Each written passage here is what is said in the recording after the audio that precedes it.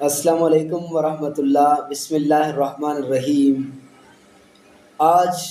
میں ایک ایسی حقیقت جو ہمارے علاقوں میں پائی جاتی ہے اور ایک ایسی رسم جو بہت ظالمانہ اور بہت جاہلانہ ہے، لیکن افسوس کے ساتھ ہمارے علاقوں میں رائج ہے آج تک، وہ بھاپ پانی کی رسم ہے، آگ پانی۔ اس میں یہ ہوتا ہے کہ کسی شخص کو اس کی بے گناہی ثابت کرنے کے لیے ننگے پاؤں آگ کے انگاروں پر گزارا جاتا ہے۔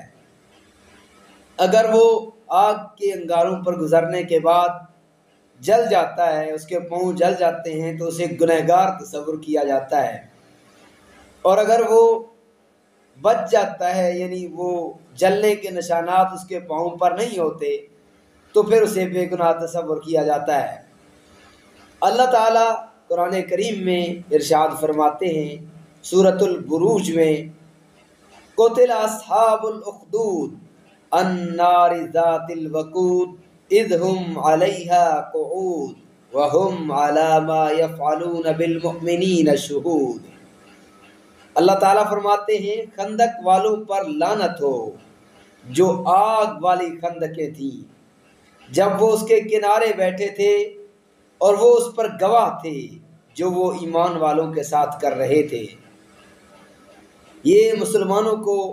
جب آگ کی خندقوں میں جلایا گیا تھا تو اللہ تعالیٰ نے جلانے والوں پر لعنت کی ہے، اور رسول اللہ صلی اللہ علیہ وآلہ وسلم کی حدیث صحیح البخاری کے اندر ہے، آپ صلی اللہ علیہ وآلہ وسلم نے فرمایا، حضرت ابو ہریرہ رضی اللہ تعالیٰ عنہ اس حدیث کے راوی ہیں،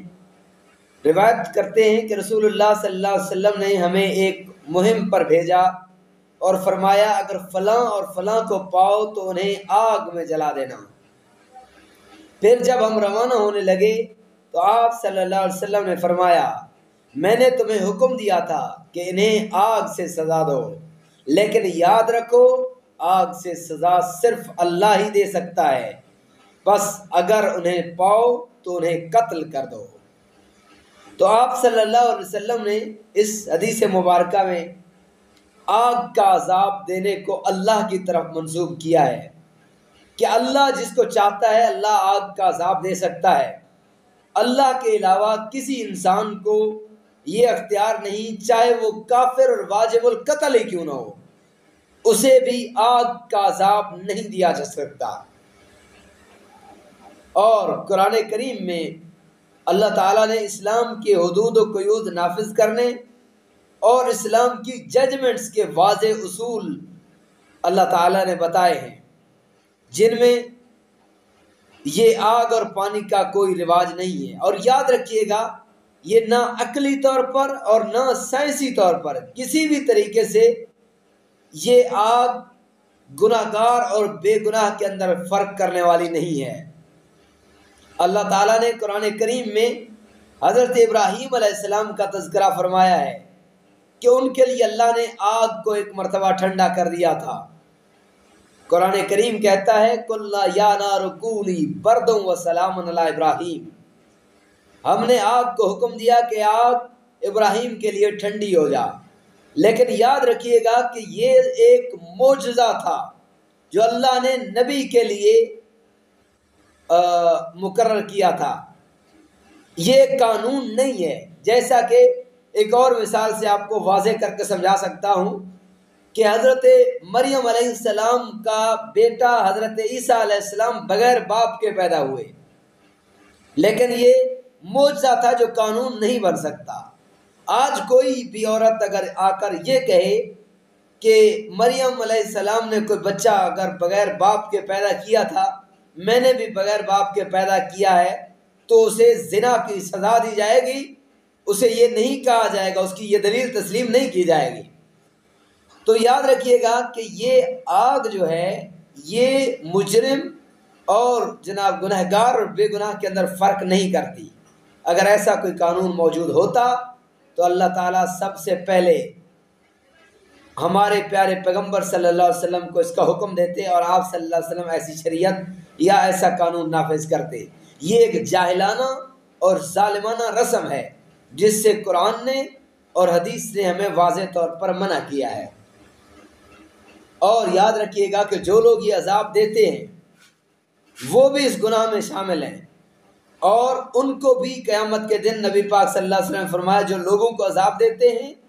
اللہ تعالیٰ ان کو قیامت کے دن عذاب دے گا۔ تو یہ جو حکمران اور سردار اور جو بڑے ہیں